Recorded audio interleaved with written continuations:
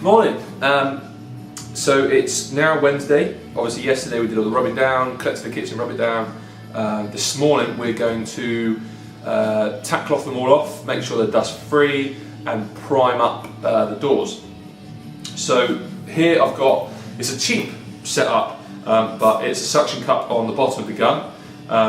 Normally I'd spray on my compressor setup with a gravity feed gun, which the cup will be above, and obviously gravity will let the paint come down. This is sucking the paint out of the tub, and it just allows me to get a bit more paint in there because we're going to be priming lots. I don't want to keep having to fill up the cup, so this allows me to have a bit more. It's not a lot more, but a bit more. The reason I'm not using my airless is because I don't want to flush through the paint I've got in it already, because I'm spraying that paint later today, and it would just be too much work to wash it all out and lose a bit of paint really. So on this gun, I've got my airline set up on the bottom. I've got a water trap there. What happens is the compressor obviously sucks in air. The compressor's outside at the moment, and obviously air has moisture in it. Now the compressor will filter out a little bit of that moisture, but you have to keep emptying the compressor I do it every 2 weeks, to let all the water out of the bottom, because a lot of water builds up in the compressor.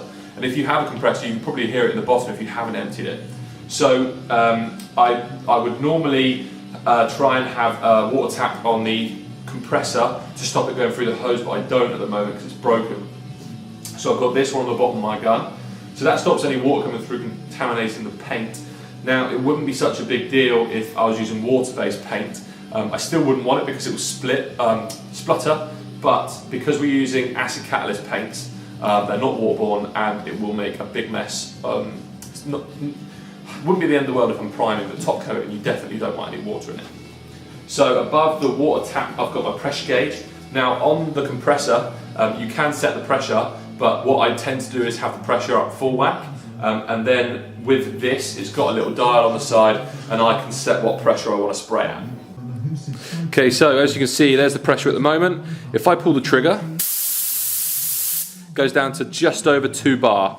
Now obviously if I play around with the dial I can have more or less pressure, but I tend to try and spray just above 2 bar, and that allows me to get good atomization with enough paint flow. So in here at the moment I've just got some thinners. I'm going to run some thinners through the gun just to clean out any stuff that's in there. It has been cleaned already this morning, but it's just to run the thinners through a little bit, clean out it properly really well, and it also allows me to get my fan set up. On the back there's a few dials you can twist to control the fan and the amount of paint that comes out, and you can get that set up. Obviously you'll need to do it again when you've got the paint running through it, but it will give you a good idea on what you're spraying at.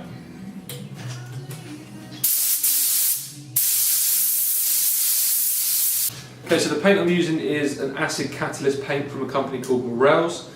I got introduced to this by a guy who do a lot of work for, he's a joiner, and I spray most of his work, and he said to me I should go onto this course, which is up in Manchester, and yeah, I'm definitely glad I did it. It's unbelievable paint. It's a 2-pack paint, so you've got the actual colour and then you've got a hardener with it. So this colour is the primer, and it's also tinted. So the colour we're spraying this kitchen, like I said, is a dark blue. I've got this tinted into a relatively dark blue, which will allow me to obviously keep priming it as much as I need to, and it won't need as much coverage because obviously it's not white compared to the blue. So we're just going to give this a stir up just to make sure it's all off the bottom. Sometimes the pigment can sit at the bottom, so you need to stir paint. Any tin of paint you open, you need to stir it. Okay, so this stuff, you need to mix it at a ratio of 9:1, so 9 lots of paint to 1 lot of hardener. Now I'm going to fill up, I've worked it out with these measuring cups here, I've worked out that I need about 500 ml of paint to fill this up. So I'm going to fill this up to 400, and then the ratio of 9:1 will give me 44-ish millilitres to make it the right ratio. Okay, so I'm going to do the hardener first, because obviously once the paint's in there it'll be hard to see the measurement from the inside. Now I can, because the light's shining on, I can see the measurement from the inside, so I just want to fill it up just below the 50. Okay, So that's the hardener. And then we're going to go 400 ml of paint.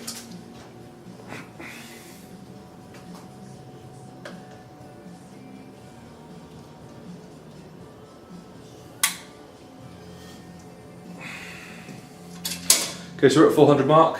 We're going to put that in here. And then we're going to mix it up. So I normally mix it for about 2 minutes, just to make sure it is properly mixed up. Also, when you do get your hardener, the primer normally works with 200S, the actual top coats work with 100S, so you need to make sure. I've got a big box of hardeners, and I always have to check which ones I'm using just to make sure I don't get the wrong one. Okay, so that's all mixed up.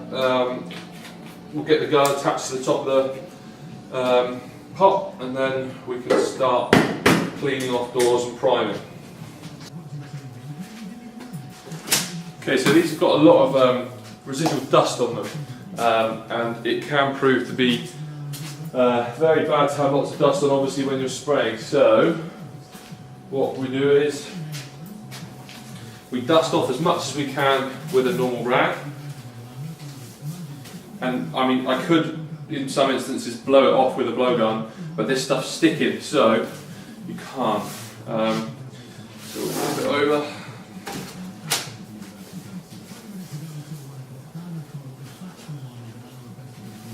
And then what we do is you get a tack cloth, which is a mesh cloth, and it's sort of got a sticky residue on it, and this collects up any dust that you haven't got with the rag.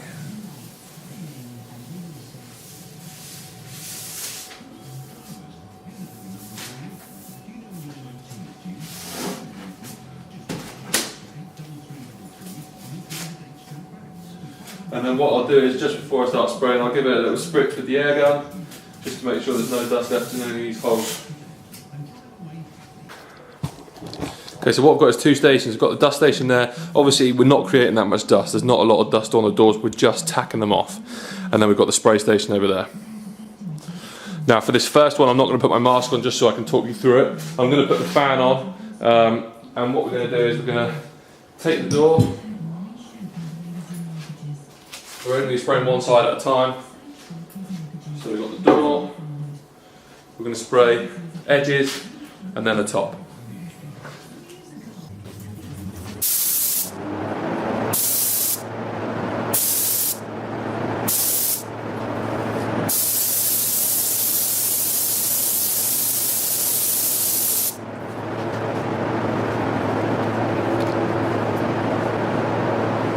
Okay, so that's primed now. Obviously it's in the blue. It's not a complete coverage coat, it's just a mist coat. So it's just basically a quick dust over with the primer, because we're going to be filling and sanding after this anyway.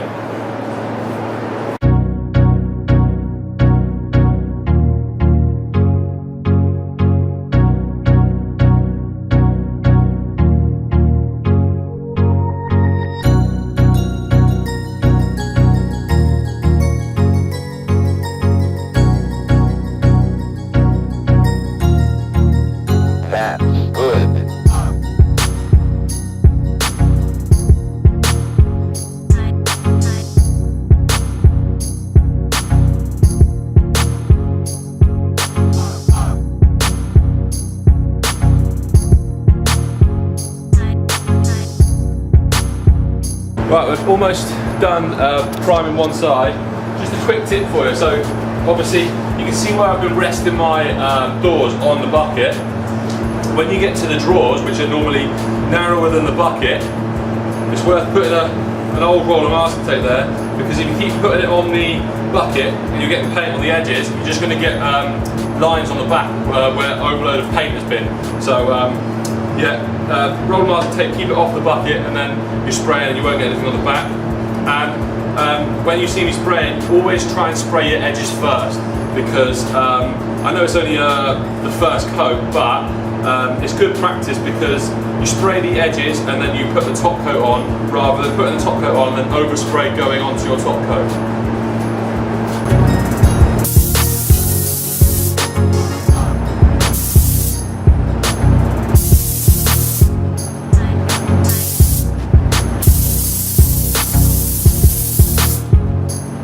Right, so that's the last drawer sprayed. Now we're going to have to do the big end panels. Customer rang me this morning and said she got the other end panel out, so now there's nothing on site that's red, which is great. It means I can spray it all in site, or on, in the workshop rather than on site.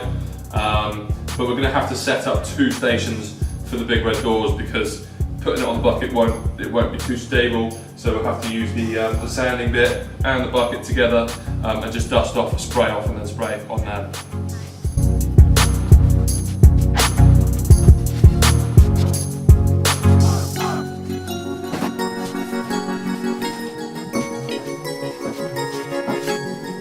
Okay, so like we said before, on this back edge, we've only got to spray sort of 4 or 5 inches.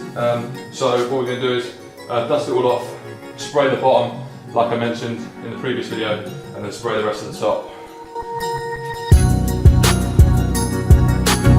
So before you actually spray, especially with big pieces like this, it's worth knowing where you're going to store it, because I haven't got a drying rack big enough for this. So before you're lumping it around, struggling, make sure you've got somewhere where you want to put it.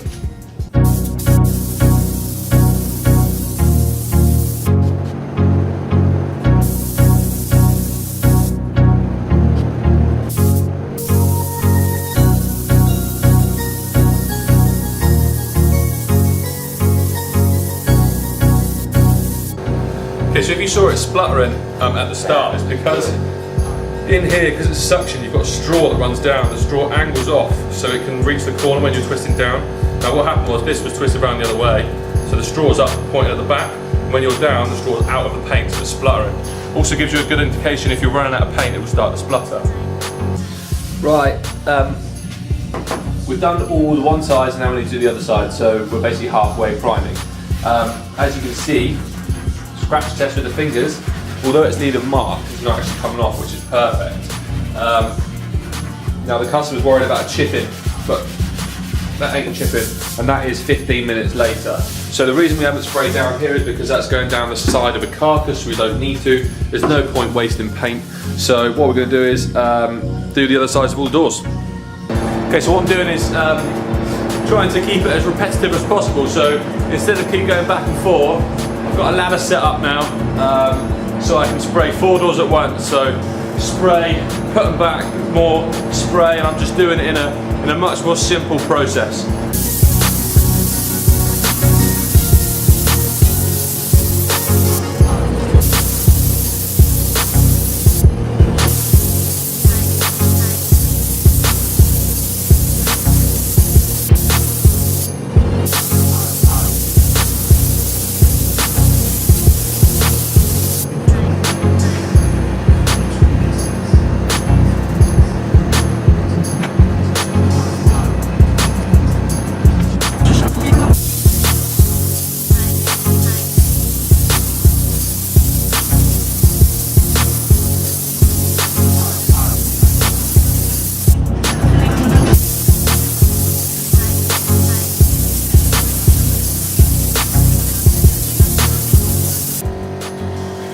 Right, so priming's done. Obviously I said earlier about sand sealing all of the MDF parts, and we're going to separate those doors and drawers that need it. And I've only got, it's 3:30 now, I've got to be home by 5, so I've only got an hour and a half, which means I'm going to do the sand sealing tomorrow, and I'm going to do some top coating today, or first top coat. So all we're going to do is split up the doors to make sure which ones need sand sealing. I'm going to pad off the doors with just a 240 pad, and then we'll put some acid cat basalt on there.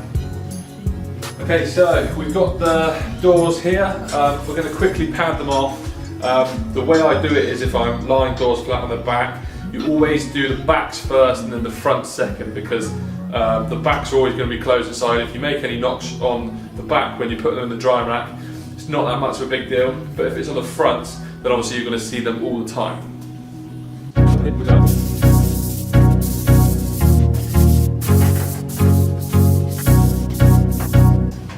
And what I always have is a designated airline set up to my blowgun, which we just go across.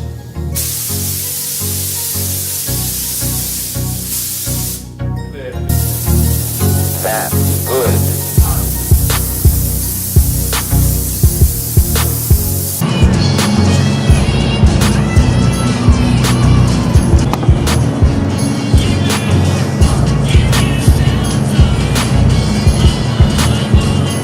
So following on from yesterday's video about undercoat, so this primer here, obviously you saw me do it today. This is a chisel.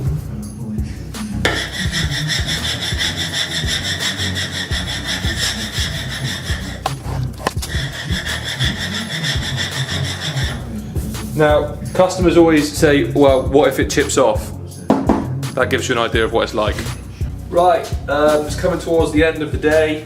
And I've got this left to top coat. That means first thing tomorrow morning, I've got to come in, get all of the backs get all the fronts first coated with the top coat, fill, coat again, and then we'll be golden. Now, what I'll do is when I do the filling, I'll also put the primer over top of the filler just to the adhesion and or the adhesion rather, and make sure that it all binds properly. But fortunately, there's not a lot of filling. All the holes that you can see are holes that are being used again. So the only bits of filling is sort of going to be on the MDF, which is being sand sealed in primer already. So yeah, so got this one to finish with, and then I'm going to go home. So at the moment, I'm running behind, but this is because of the paint delivery coming 2 days late.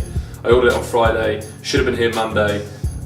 My sand seal got here Tuesday. My top coat didn't get here till today, which is Wednesday. So that's the reason I'm running behind, but I've just got to play catch up tomorrow now, and basically work overtime. So I can, obviously in my workshop I can work till I like, but today I've just got to head home, got something to do.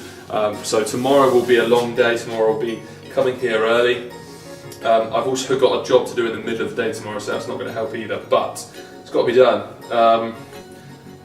So yeah, tomorrow morning, get here nice and early, put coats on all the fronts, and then I'll probably shoot off and do that job quickly, and then I'll hopefully be back here by 10 o'clock, and then finish top coat and everything. I've got to go to the customer's house, do some work there, touch-ups on the kitchen that's actually in situ, and then Friday afternoon I'll probably turn my bake station on all day Friday morning, make sure it's cured properly. But like I said, it dries within 15 minutes and cures within a couple of hours.